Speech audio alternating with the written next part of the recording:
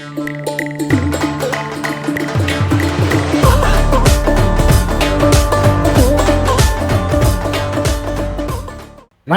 இந்தியான் செய்தி கண்ணோட்டத்தில் சிஐடியினரை கடற்படையின் புலனாய்வு பிரிவினர் பின்தொடர்வது தொடர்பாகவும் சாந்த சமரவீர என்ற நபரின் கடத்தல் மற்றும் காணாமலாக்கப்பட்டது தொடர்பான வழக்கு தொடர்பானதும் தான் இன்றைய செய்தி கண்ணோட்டத்தில் நாங்கள் ஆராய இருக்கின்றோம்.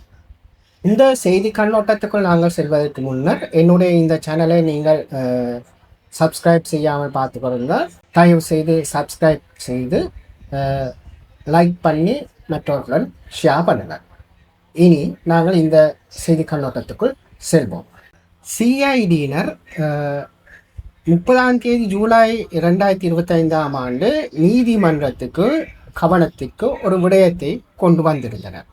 அதாவது தாங்கள் நீதிமன்றத்தின் அனுமதியை பெற்று யாழ்ப்பாணத்தில் உள்ள பருத்தித்துறை என்ற பகுதிக்கு தங்களுடைய குழு ஒன்று சென்றபோது அந்த சிஐடியினரின் குழுவை 2 மோட்டார் சைக்கிள்கள் பின்தொடர்ந்து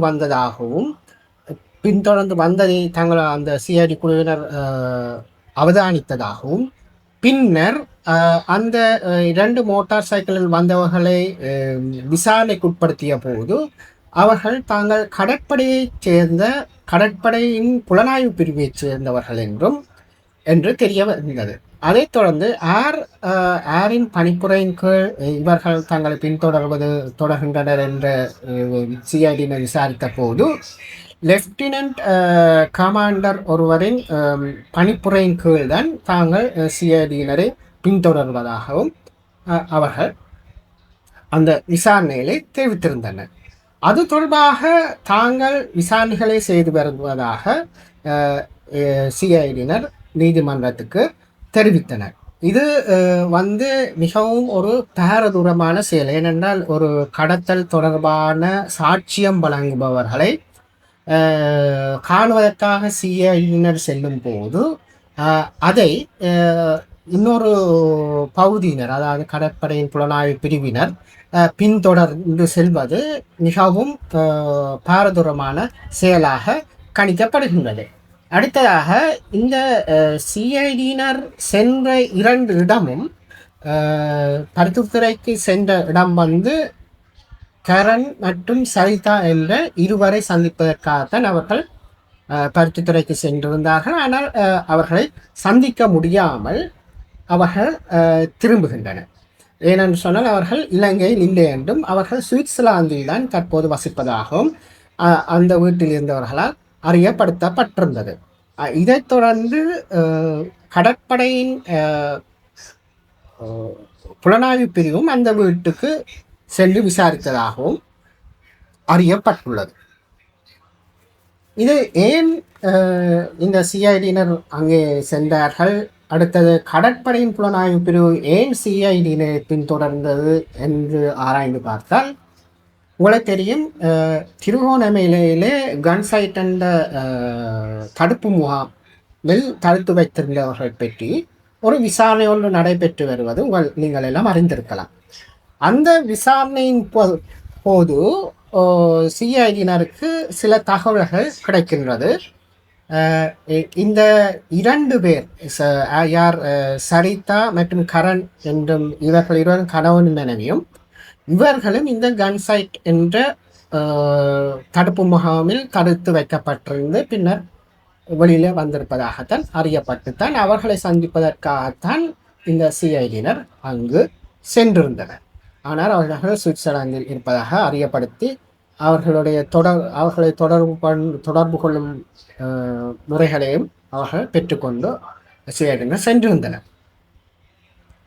இப்போது நாங்கள் சிஐடியினருக்கும் இவருக்கும் உள்ள என்ன தொடர்பு என்று பார்த்தோம். இந்த கடற்படையினர் தடுப்பு முகாமில் தான் இவர்கள் கன்சைட்டில் தான் தடுத்து வைத்திருந்தார்கள். அதனால் இந்த சாட்சிகள் ஏதும் கலெக்ட் பண்ணுகிறார்களா இந்த சிஐடியினர் என்று அறிவதற்காகத்தான் இந்த கடற்படையின் புலனாய்வு பிரிவு சிஐடியினரை பின்தொடர்வது இதன் மூலம் ஊர்ஜிதப்படுத்தப்படுகின்றது. இந்த தடுப்பு முகாமில் கிட்டத்தட்ட 60க்கு மேற்பட்டவர்கள் தடுத்து வைத்திருப்ப வந்ததாகத்தான் தகவல் தெரிவிக்கின்றது. இந்த பின்தொடர்தல் நடவடிக்கை சாட்சியாளர்களையும் அச்சுறுத்தும், அதே வேளை விசாரணையாளர்களுக்கும் இது ஒரு அச்சுறுத்தலாகத்தான் அமையும் என்பது குறிப்பிடத்தக்கது. அடுத்ததாக நாங்கள் சாந்த சமர வீரர் கடத்தல் மற்றும் காணாமலாக்கப்பட்டது தொடர்பான செய்திக்குள் வருவோம்.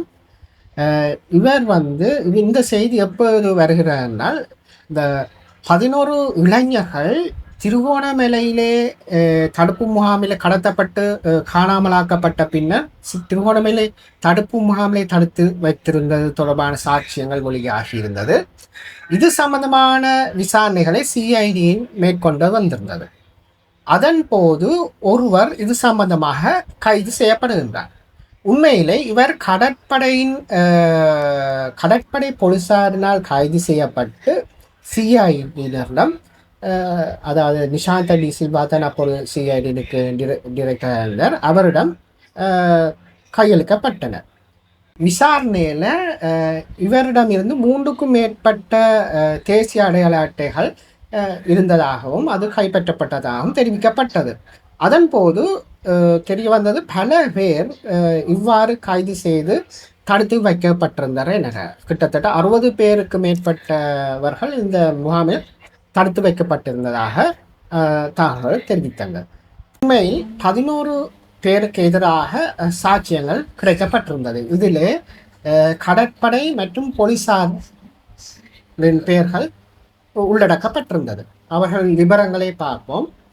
திசநாயக்க முதியாஸ்லாகே செனிவரத்ன பண்டார, சரத் ஆனந்த, தசநாயக்க முதியாஸ்லாகே சமன்குமார தசநாயக்க, லால் குமார ஸ்ரீ, ராஜபக்ஷ முதியாஸ்லாகே தர்மபிரிய சேனரத் பண்டார ராஜபக்ஷ, கோசல சமிந்த, சம்பத் ஜானக்க குமார, ரணசிங்க பேடிகே சுமித் ரணசிங்க, தீபால் தர்ஷன, தினேஷ் வர்ண லசந்த, தமித் நிஷாந்த உல்கே தன்ன. இவர்கள் எல்லோரும் கடற்படையை சேர்ந்தவர்களாகவும் போலீஸை சேர்ந்தவர்களாகவும் தான் காணப்பட்டனர். இனி இந்த சம்பவத்துக்கு வருவோம். அளவுவ போலீஸ் பகுதியிலிருந்து ஒருவர் கைது செய்யப்பட்டு பின்னர் அளவுவ ஆஸ்பத்திரியில் சிகிச்சை பெற்று வந்த ஒரு நபர், அவரின் பெயர் கணேர்லாகே சாந்த சமரவீர. இவர் 2010 ஜூலை 26 அதிகாலை 1:30 மணி அளவிலே கடத்தி செல்லப்படுகின்றார். இது சம்பந்தமாக சிஐடி விசாரணை செய்ய தொடங்கியது. அப்போதுதான் 8வது சந்தேக நபரான ரணசிங்க பேடிகே சமந்த ரணசிங்க நீதிமன்றத்தின் முன்னிலைப்படுத்தப்படுகின்றார். இவர் கடற்படை புலனாய்வு பிரிவை சேர்ந்தவர் என்றும் கன்சைட் இவருடைய பொறுப்பில் இருந்ததாகவும் அதில் அறிவிக்கப்பட்டிருந்தது. இந்த சம்பவம் தொடர்பாக 2010 செயற்பட்ட நிஷாந்த உலுகேதன்ன இவர் 2010 அக்டோபர் 1 2013 டிசம்பர் 25 வரைக்கும் கடற்படையின் உளவு பிரிவின் டிரெக்டராக செயற்பட்டிருந்தார். இவர் கடற்படையின் புலனாய்வு பிரிவின் டிரெக்டராக பொறுப்பேற்ற பின்னர் கன்சைட்டில் உள்ள சட்டவிரோத தடுப்பு முகாமுக்கு விஜயம் செய்கின்றார். அங்கிருந்தவர்களுடன் அவர் கதைக்கின்றார். அப்போது அவருக்கு தெரிய வருகின்றது அங்கு ஒரு குழுவினர் தடுத்து வைக்கப்பட்டிருந்ததும் அவர்களிலே எல்டிடியை சேர்ந்தவர்களும் புனர்த்தானத்துக்காக அங்கு தடுத்து வைத்திருக்கப்பட்டதும் அவருக்கு தெரிய வந்தது. ஆனால் கடற்படையினருக்கு புனர்த்தான நடவடிக்கையில் ஈடுபடுறதுக்காக இந்த ஒரு இதுவும் இருக்கவில்லை, அதிகாரம் இருக்கவில்லை. இங்கிருந்த கடற்படையினர் சாட்சியம் அடைந்திருந்தார்கள். சாந்த சமரவீர என்பவர் இந்த கடற்படை முகாமிலே தடுத்து வைக்கப்பட்டிருந்ததாக.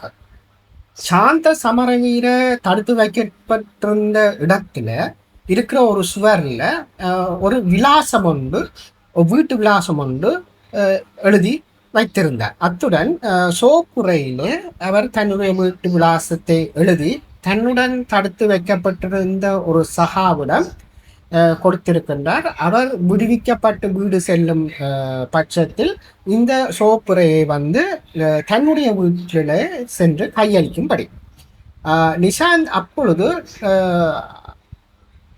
நிஷாந்த டி சில்வா அந்த 11 இளைஞர்கள் கடத்தப்பட்ட விடயம் தொடர்பாக விசாரணை செய்து கொண்டிருந்த போது இந்த இடத்துக்கும் விசாரணை செய்திருந்தார். இவர் சிஐடியை சேர்ந்தவர். சரியா? அப்ப இந்த விலாசம் சுவரில் எழுதப்பட்ட இந்த விலாசத்தை நிஷாந்த டி சில்வா பார்க்கின்றார். அதற்கமைய அந்த விலாசத்தை தேடி விசாரணைகளை அவர் ஆரம்பிக்கின்றார். அதன் பிறகு இந்த 11 பேர் கடத்தப்பட்ட சம்பந்தமாக சாட்சி சொல்ல வந்தவர் இந்த சோப் உரையை சாந்த சமரவீர தன்னிடம் கொடுத்ததாகவும் அதை வீடு செல்லும் போது தான் விடுதலையாகி வீடு செல்லும் போது அதை தன்னுடைய வீட்டில் கையளிக்கும்படி கொடுத்ததாகவும் அவர் தெரிவித்திருந்தார்.